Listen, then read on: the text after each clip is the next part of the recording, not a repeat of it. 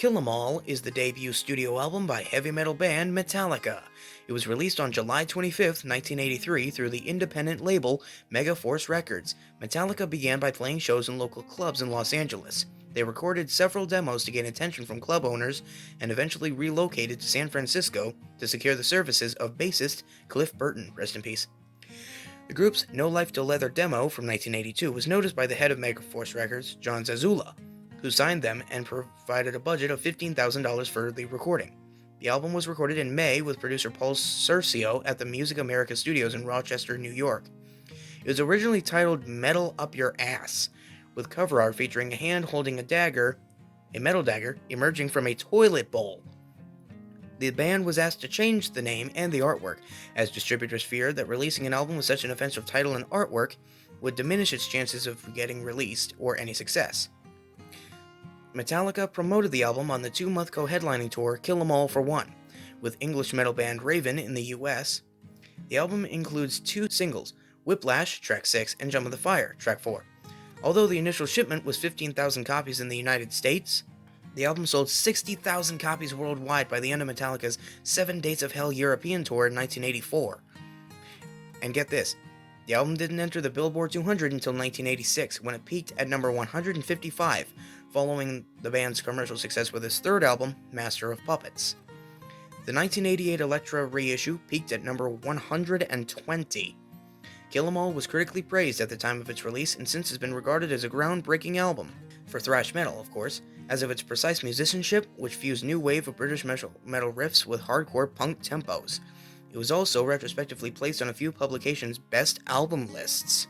The album's musical approach and lyrics were markedly different from rock's mainstream of the early 80s and inspired a number of bands who followed in a similar manner. It was certified 3x platinum by the RIAA in 1999 for shipping 3 million copies in the US. Metallica was formed in 1981 in Los Angeles by drummer Lars Ulrich and vocalist and rhythm guitarist James Hetfield. Before settling on a definitive lineup, Metal Blade Records owner Brian Slagel asked Metallica to record a song for the first edition of his Metal Massacre compilation.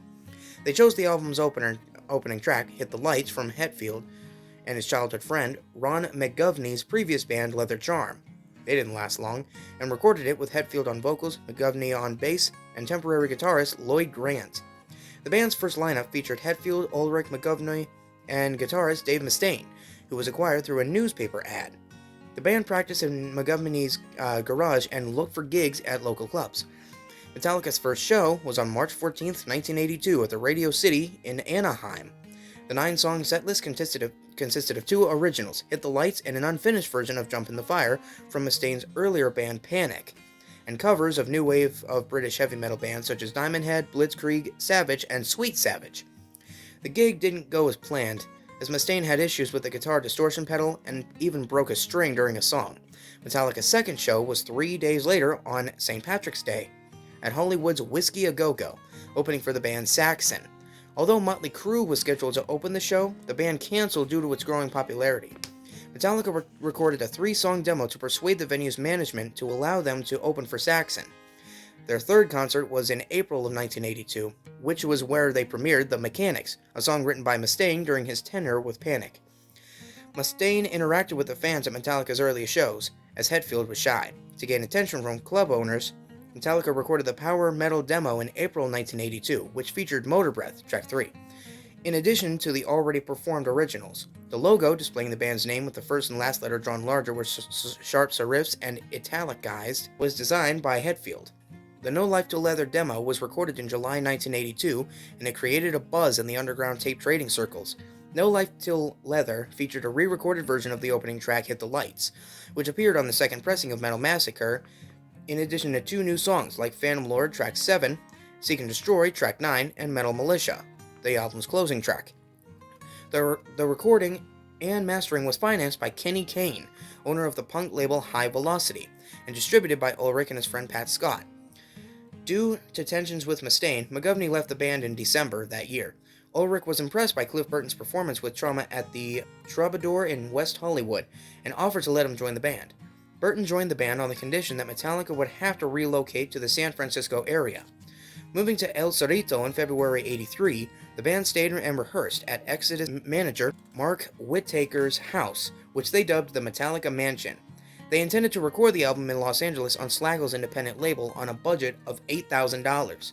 Slagle couldn't afford the record and Ulrich contacted John Zazula again, a New Jersey record store owner and promoter of metal bands on the East Coast who had already heard No Life Till Leather.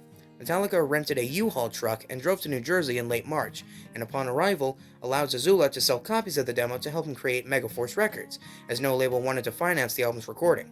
Hetfield and Ulrich fired Dave Mustaine on the morning of April 11, 1983, after a gig in New York, due to his drug and alcohol problems, overly aggressive behavior, and clashes with the bandmates. He even sabotaged the show. On Whittaker's recommendation, Metallica recruited Kirk Hammett, who played in Exodus, and was a one-time student of Joe Satriani. Hammett learned the songs on his flight to New York and started recording the album with the band barely a month later. Metallica met producer Paul Cerrito at Music America Studios in Rochester and recorded the album in only 2 weeks. Unable to afford a hotel during the recording sessions, they stayed over in the homes of residents in Rochester and at the Music Factory in Jamaica, Queens, where Anthrax held rehearsals. Cerrito had set the studio equipment as if he were recording an ordinary rock band. He thought the tape sounded very distorted and tried to compensate by turning down the knobs. Metallica resented Cerrito's involvement, as he seemed uninterested and had very little impact on the sound. Although Zazula wanted Hammett to replicate Mustaine's solos, Hammett's solos on the album were partially based on Mustaine's originals, with the first 4 bars of most solos written by him before his departure. Despite differences, Mustaine's contributions to the early years of Metallica were still acknowledged, and he received 4 co-writing credits on the record. Zazula wasn't pleased with the initial mix, as he thought the drums were too loud and the guitars were too low. The remix was done by sound engineer Chris Bubax, according to Zazula's instructions. The final cost for the record rounded to an estimated $15,000, which nearly caused Zazula to go bankrupt. He said later, "This was mortgage money I'm spending, not something I've got put by I'm going to invest." He had a hard time finding a distributor, though, but he eventually convinced Relativity Records to distribute the album in the US and Canada, and Music for Nations in Europe. The final cover art depicts the shadow of a hand letting go of a bloodied hammer. Burton was credited for coming up with the title, referring to timid record distributors, saying, "Those record company fuckers, kill 'em all," as a response to the situation. Ulrich thought it was a good name, with Zazula agreeing. Burton suggested to Gary L. Hurd, also responsible for the Metallica image on the back of the cover, to feature a bloody hammer on the artwork. According to Hammett, Cliff carried a hammer with him everywhere he went. He always had a hammer in his luggage, and he would take it out occasionally and just start smashing shit. Even though the original title wasn't used, the band later released an official t-shirt with the name and artwork. Original pressings of the album came with an inner sleeve that included pictures and lyrics, as well as a silver label on the vinyl. Subsequent pressings had a blank white sleeve and standard album label. The 1988 reissue reintroduced lyrics and photos. The original release can be distinguished by the phrase "bang that head that doesn't bang" at the top of the back cover. This was dropped from the reissue. The phrase was dedicated to San Francisco fan Ray Birch, known for his headbanging at the band's earliest shows. Kill 'Em All features intricate riffing reminiscent of the new wave of British heavy metal bands played at high velocity. The album is considered crucial in the thrash metal genesis, as it introduced fast percussion, low register chords, and shredding leads to the genre. Hammett played some pentatonic patterns in addition to his breakneck solos. Ulrich adopted a double-time snare pattern that would become a mainstay on Metallica's subsequent albums following. Hetfield's vocals evolved from the melodic wail to a rough-edged bark, and the entire band played faster and more accurately on the record. Author Joel McLiver described Burton and Hetfield's performances as nearly virtuosic, highlighting Burton's smooth-sounding bass and Hetfield's precise picking skills. According to journalist Chuck Eddy, the juvenile lyrical approach to topics such as warfare, violence, and life on the road gives the album a naive charm. The musical approach on the album was in contrast to the glam metal bands who dominated the charts in the early 1980s. As of its rebellious nature and Metallica's street appearance, it appealed to fans who weren't into the mainstream of rock. Hit the Lights was based on an unfinished Leather Charm song written by Hetfield and Hugh Tanner. Hetfield had brought the majority of the song to Ulrich, and they worked out different arrangements. Performed at 160 beats per minute, the song opens with a fade-in of distorted guitars and a short shriek by Hetfield. The song is driven by the 16th note repeated main riff and the continuous 8th note snare drum hits. The lyrics celebrate heavy metal itself and are sung with short and high-pitched vocals. The song ends with several solos by Hammond, who performed cleaner and more melodic versions of Mustaine's old leads in the demos. The Four Horsemen is a revamped version of the Mustaine penned The Mechanics, which originally had lyrics about having sex at a gas station. Great. A modified version of his composition with the original lyrics appeared on Megadeth's debut album, Killing Is My Business and Business Is Good, in 1985. Though Mustaine told Metallica not to use any of his music, Hetfield wrote lyrics about the Four Horsemen of the Apocalypse and added a bridge and cleanly picked guitar solo in the middle. Mustaine said the bridge was actually inspired by the main riff from Lynyrd Skynyrd's Sweet Home Alabama. Motor Breath was written by Hetfield during his time with Leather Charm and talks about life on the road. The song is based on a 4-chord verse and a stop-and-start chorus. The most recognizable parts are Ulrich's drum rolls in each chorus and the riff that accompanies Hammett's solos. Due to the speed, the song requires fast picking by the bassist. Jump in the Fire was also originally written by Dave Mustaine with lyrics about teenage sex. Again with the sex, dude. Hetfield's revised lyrics for the album were written from Satan's point of view, or POV, describing how the devil watches people killing each other and is sure they will go to hell for their actions.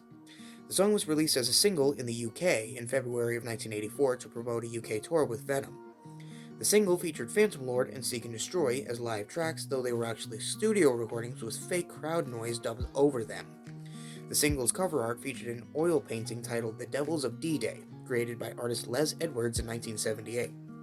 Anesthesia Pulling Teeth, or Anastasia whatever, is a bass solo by Cliff Burton, again rest in peace, accompanied by Ulrich on his drums. A staple of Burton's live performances and Metallica's live performances since his high school days in the band Agents of Misfortune, the instrumental track featured Burton's distinctive lead bass style of playing, incorporating heavy distortion, use of a wah-wah pedal, and tapping. Bubkas introduced the track as Bass Solo Take 1, informing listeners the song was recorded all in one take. This was the bass solo Burton was playing when Hetfield and Ulrich first saw him at a gig. Hetfield stated, "We heard this wild solo going on and noticed there was no guitar player on stage.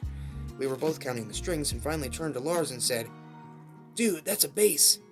Cliff was up there with his band Trauma with a wah-wah pedal and his huge mop of red hair. He didn't care whether people were there or not. He was looking down at his bass, just playing." Whiplash was the album's first single, issued on August 8, 1983. It features a swift rhythm line of straight 16th notes played at about 200 beats per minute. Hetfield and Burton perform with muted technique and precise metronomic control. Techniques, not technique. Technique. The lyrics celebrate crowd energy and headbanging. Rock journalist Mick Wall wrote Whiplash signified the birth of thrash metal, stating, "If one wishes to identify the very moment thrash metal arrived, spitting and snarling into the world, this is it. Indisputably."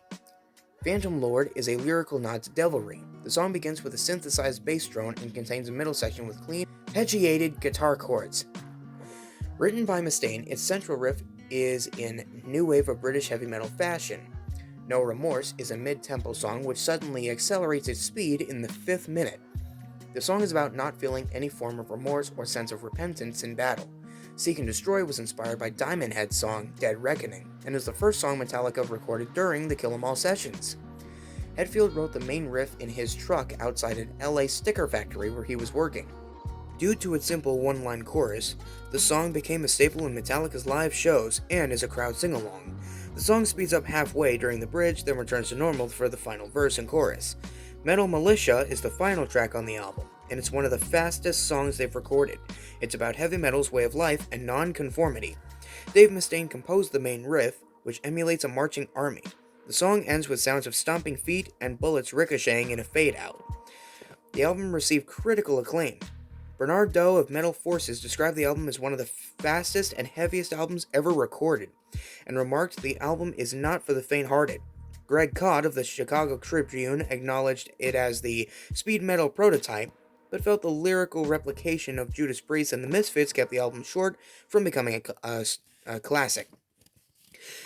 In a retrospective review, Billboard praised the record for changing the face of popular music with its unique combo of punk and metal.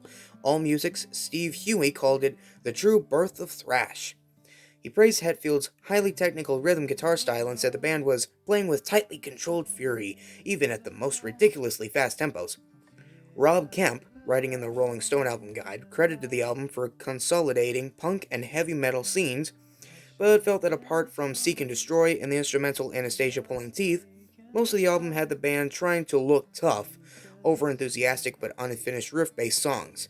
Journalist Martin Popoff said Kill 'Em All differentiated from debuts by Metallica's Bay Area contemporaries, as the fans could identify with Hetfield's lyrics and the band's appearance.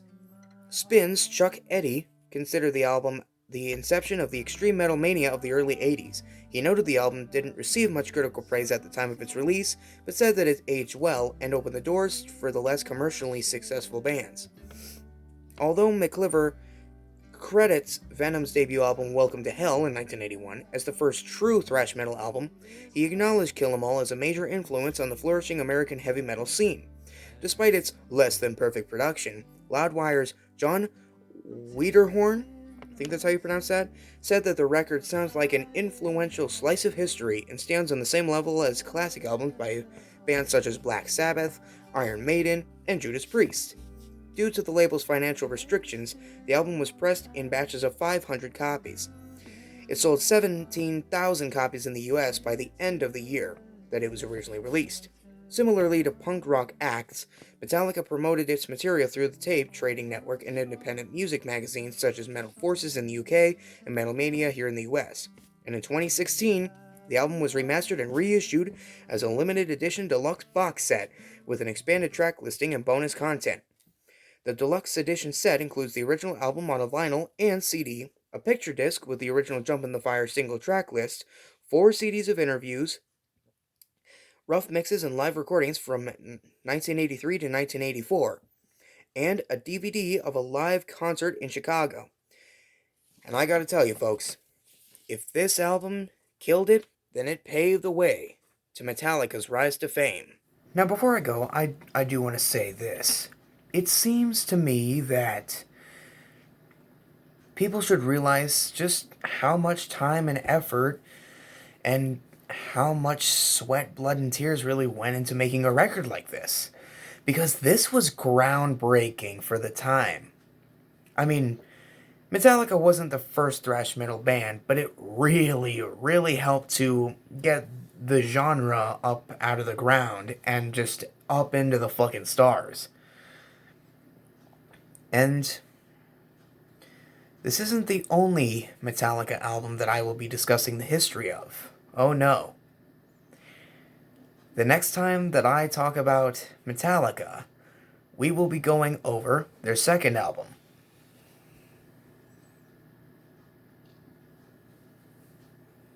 Think you all know what that is. In the meantime, I got some Valentine's Day specials to work on. And my SML 2021 ranking list will have to be completely redone because I deleted the entire file, so that way I could upload this. This took a month, by the way. Yeah, sorry I was gone for a couple weeks. This is what I was working on. So, thank you all for watching. Thank you all for 51 subscribers. And Metallica, happy 40, well, kind of late, 40th anniversary. I will see you all in my first Valentine's Day special for this year. And then after I'd say the second one, be prepared for another Metallica history video. Now, if you'll all excuse me, I'm going to go listen to this.